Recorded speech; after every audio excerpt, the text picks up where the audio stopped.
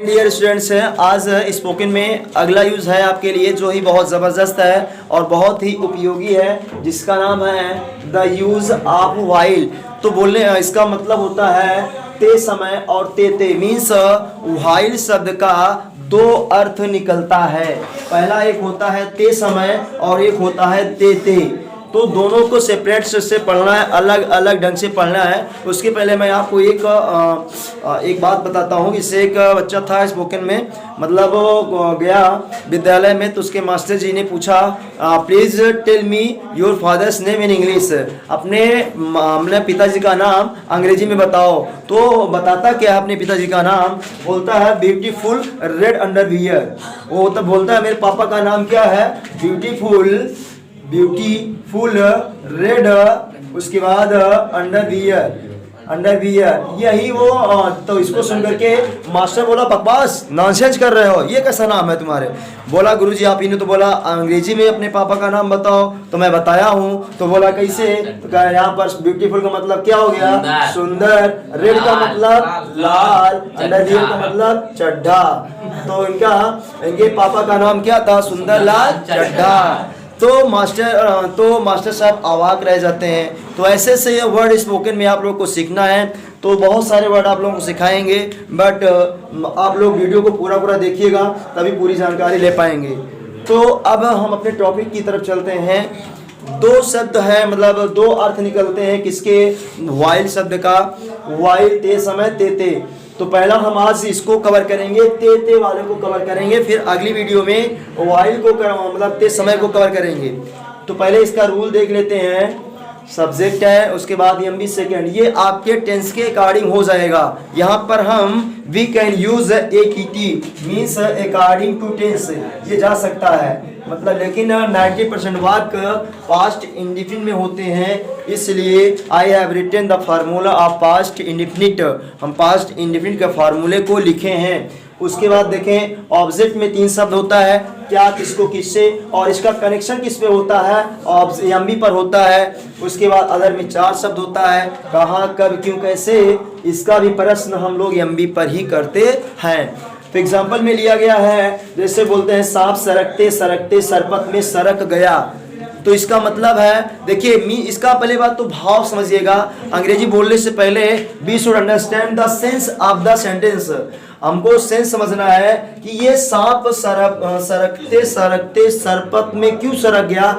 इसका मतलब है कि ये सांप जो है कई बार प्रयास किया लेकिन सरपत में नहीं जा पाया।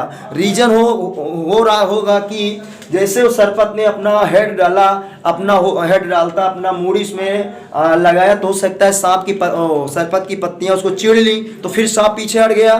फिर उसके बाद अंदर डाला अपनी मूड़ी को, फिर हो सकता है कोई प्रॉब्लम क्रिएट हो गई हो, फिर बाहर कर लिया। तो इसका मतलब है कि बार बार ट्राई कर रहा है, वो अंदर जाने का सांप बार बार ट्राई कर रहा है, लेकिन अंतोगत्वा उन्होंने क्या किया? सांप सरपत में चला गया। तो यही बोलेंगे आप। सेकंड सेंटेंस है, गाय बैठते बैठते बैठ गई। इसका मतलब क्या है? इसके बैठने का प्रयास कर रही थी कई बार, और उसको यहाँ पर सेंस निकल बैठने का प्रयास। अगर एक बार में भी तो गाय बैठ सकती है, एक बार में बैठ सकती है, लेकिन अगर इसके पैरों में दर्द हो रहा है, तो जैसे बैठने में आपके पैरों में दर्द हो तो आप जल्दी से बैठने के बाद दर्द हो रहा, फिर आप खड़े हो गए, बैठने का प्रयास कर रहे हैं, फिर खड़े हो जा रहे हैं, तो अंतोगत्वा क्या हो जाएगा? आप लेकिन दर्द को महसूस करेंगे और सहेंगे दर्द को, और अंत में आप बैठ जाएंगे। ये सेंस हो गया है गाय के बैठने का। तो अब हम रूल में अदर के बाद ये था कि व्हाइल लगाएंगे, और व्हाइल के बाद से 2 स्टेप्स हो जाता है। Whether we follow the MB first object other, चाहे हम इसका पालन करें, whether we follow pronoun plus was plus MB first ING object other, दोनों से बनाया जा सकता है। लेकिन स्पोकन की क्लास है, स्पोकन में जितना संक्षेप में बोल सकें, जितना कम शब्दों का यूज करें, उतना ही ज़्यादा बेटर होता है। इसलिए अगर हम ये वाला फॉलो करेंगे तो ज़्यादा ही कुछ बेटर होगा। तो चलिए जैसे ट्रांसलेट करते हैं, सांप सरकते सरकते सरपत में सरक गया। तो सांप का सब्जेक्ट में यहाँ पर बच्चा क्या है? सांप है ना, तो सांप को स्नेक बोलेंगे। स्नेक। उसके बाद एमबी सेकंड, सरकने का। देखिए जितने लोगों के पास पैर नहीं होता है उसको अपने ऐसे करते हैं, रेंगते हैं, जैसे केचुआ हो गया, सांप हो गया, कछुआ हो गया, जितने लोग रेंग कर चलते हैं सबकी मीनिंग होती है क्रीप होता है। क्रीप मतलब रेंगना। तो सेकेंड फॉर्म हो जाता है क्रिप्ट, सेकेंड फॉर्म हो जाता है क्रिप्ट, CREPT, क्रिप्ट हो गया। हम लोग एमबी सेकंड कवर कर चुके हैं। अब आपको सीखना है, कनेक्शन करना है, क्या सरक गया, कुछ नहीं उत्तर मिला, किसको सरक गया, कुछ नहीं मिला, किससे सरक गया, कुछ आंसर नहीं मिला, फिर अदर में जाएंगे, कहाँ सरक गया, सरपत में आंसर मिल गया ना। तो जो आंसर मिलेगा उसको राइट डाउन करना है डियर स्टूडेंट्स, और जो आंसर नहीं मिलेगा उसको अवॉइड कर देना है, उसको दूर कर देना है, नहीं लिखना है। अब एक बात और है, सरपत में सरक गया है। मैं बताया हूं कि जब कोई वस्तु एक स्थान से दूसरे स्थान तक जाए और जागने में गति करते हुए जाए और जाने के बाद पूर्ण रूप से उसमें समाहित हो जाए तो वहां पर इनटू का यूज होता है। जैसे अभी तक सांप बाहर था, ये आपका सरपत है, तो सरपत के बाहर था ना, जब सरक गया तो पूर्ण रूप से सांप अंदर आ गया कि नहीं आ गया। और अब आपको सांप दिखाई दे रहा है नहीं, तो ऐसी कंडीशन में आपको इनटू का प्रयोग करना पड़ता है। तो गति करते हुए भी जा रहा है तो यहाँ पर आपको इनटू का प्रयोग करना पड़ेगा। उसके बाद सरपत की मीनिंग को भी आपको देखना पड़ेगा। तो पहले इनटू लगाएं, उसके बाद इनटू द सेलाडॉन। सरपत की मीनिंग बिलो भी होता है और सेलाडॉन भी होता है। अगर सरपत की मीनिंग आपको नहीं पता है तो याद कर लेना, सेलाडॉन भी होता है और बिलो भी होता है। बिलो का मतलब सरपत, कितनी होते हैं। अगर आप बोलते नरकट में सरक गया तो नरकट का मीनिंग होता है रीड, जिससे शुद्ध में बोला जाता है नरसंड बोला जाता है। रीड का मतलब पढ़ना होता है, लेकिन जब हम डबल ई लगा देते हैं इसका मतलब होता है नरकट, नुरकुट, नरसंड, जिससे हम लोग कलम बनाते थे पहले जमाने में, यही है उसमें चला जाता है। उसकी स्पेलिंग डबल ई डी है, तो ये होमोफोन्स बन जाएगा। अब देखें अभी वाक्य मेरा फिनिश नहीं हुआ है। तो snake crept into the celadon, उसके बाद अदर के बाद वाइल लगाना है। वाइल, अब वाइल के बाद आप क्या करेंगे, वाइल के बाद आपको लगाना है। तो मैं बताया हूँ कि शॉर्टकट तरीका अपनाइए, स्पोकन करना है। वाइल, उसके बाद एमबी फर्स्ट। कब मतलब एमबी क्या काम करता बच्चा, तो रेंगने का काम कर रहा था ना, जो बार बार ट्राई कर रहा था वो रेंगने का काम कर रहा था, तो एमबी फर्स्ट आपको लगेगा, तो क्रीप लगेगा। वाइल, उसके बाद यहाँ पर क्रीप लगाएंगे, उसके बाद कह रहा ING लगा दीजिएगा, वाइल क्रीपिंग। ये हो गया। अगर आप सेकेंड वाले से जाना चाहते प्रोनाउन से, तो सांप का प्रोनाउन हो जाएगा ईट।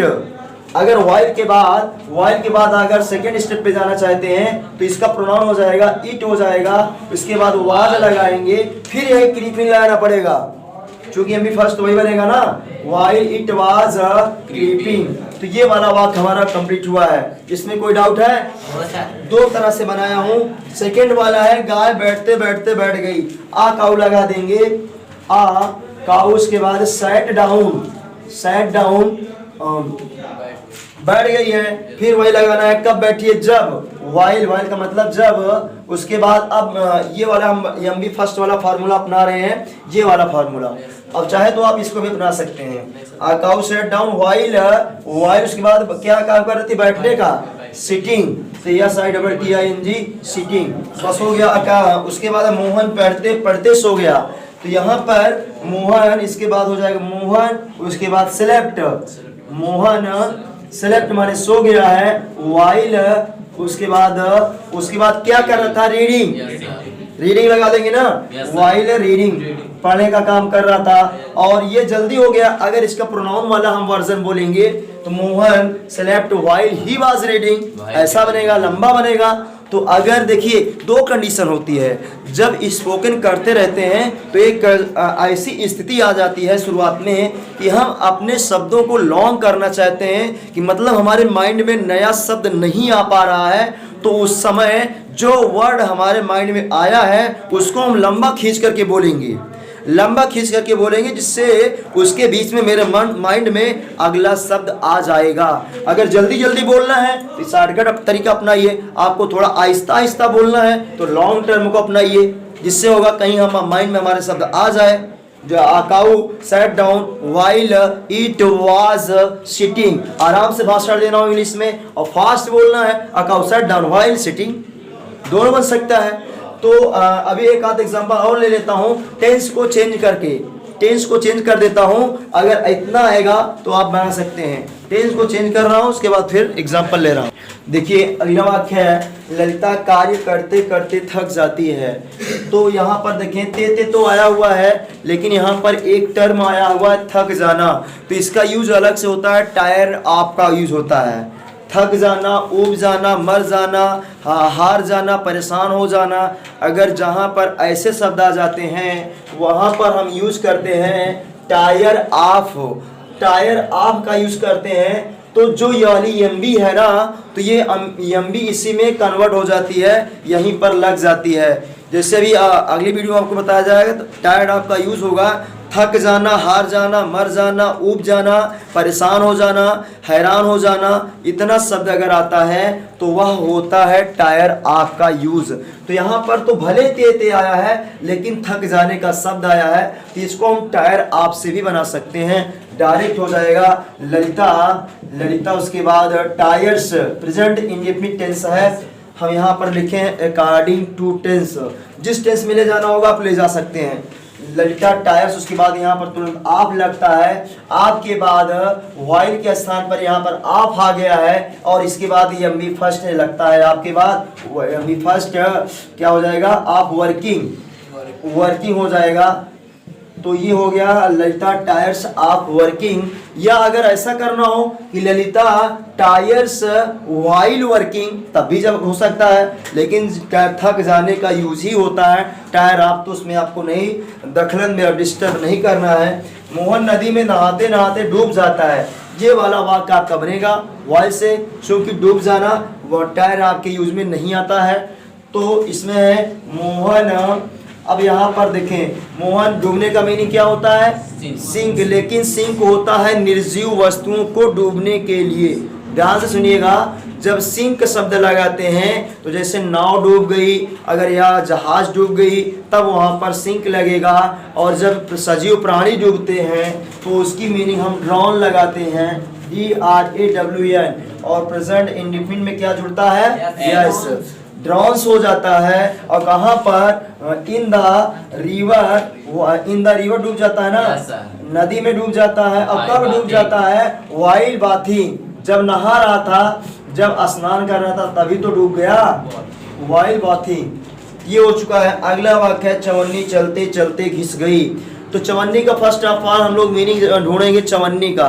तो चवन्नी की मीनिंग होता है अ क्वाइन ऑफ 25 पैसे, अ क्वाइन ऑफ 25 पैसे।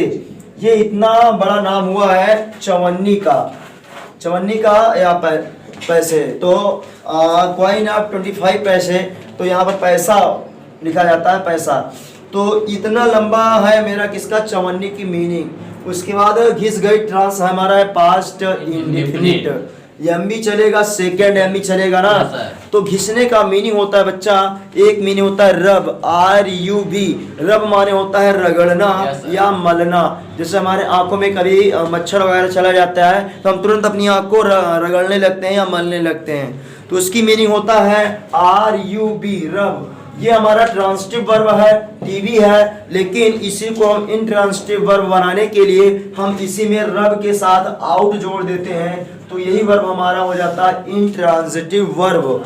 मतलब स्वयं से जब घिस जाएगा तो वह इंट्रांसिटिव वर्ब होगा, और जब हम लोग किसी को घिसाएंगे तो वह क्या होगा, ट्रांसिटिव वर्ब होगा। जैसे अब यहाँ पर साइकिल का टायर जब चलते चलते तो स्वयं घिस जाता है ना, हम लोग उसको पकड़ करके डायरेक्ट थोड़ी ना घिसाते हैं, चलते चलते स्वयं घिस जाता है। तो चवन्नी को भी हम लोग लेकर के घिसते थोड़ी ना है, चलते चलते घिस गई है, तो इसका मतलब इंट्रांसिटिव वर्ब है। तो हम लगाएंगे रब आउट लगाएंगे, लेकिन सेकंड फॉर्म रब का लगेगा, हो जाएगा रब्ड आउट। क्वाइन ऑफ 25 पैसे रब्ड आउट वाइल, वाइल चलने का मीनिंग क्या हो जाएगा, पैसा जब चलता है तो इसके लिए रन शब्द का यूज किया जाता है, तो रनिंग लगा देंगे, वाइल रनिंग। तो इसमें हो गया है। तो ये इतना सारा शब्द हो चुका है। अगले वीडियो में वाइल का हम यूज आपको पढ़ाएंगे ते समय वाले को लेकर के। इस वीडियो में इतना कवर किए हैं ते का। और एक बात है, ते को हम टायर ऑफ में भी पढ़ेंगे कि एक वीडियो में इसको भी हम आप कवर करेंगे। टायर्स ऑफ का यूज, थक जाना, हार जाना, उब जाना, मर जाना, उसको कवर करेंगे। तो आज की वीडियो में बस इतना ही। उम्मीद करता हूं आपको समझ में आया होगा। और ऐसे ही ऐसे कम से कम हजारों वाक्य आप बनाइए और इंक्रीज करिए अपनी स्पोकन कैपेसिटी को। और आपने यहाँ तक वीडियो देखा, इसके लिए बहुत बहुत धन्यवाद।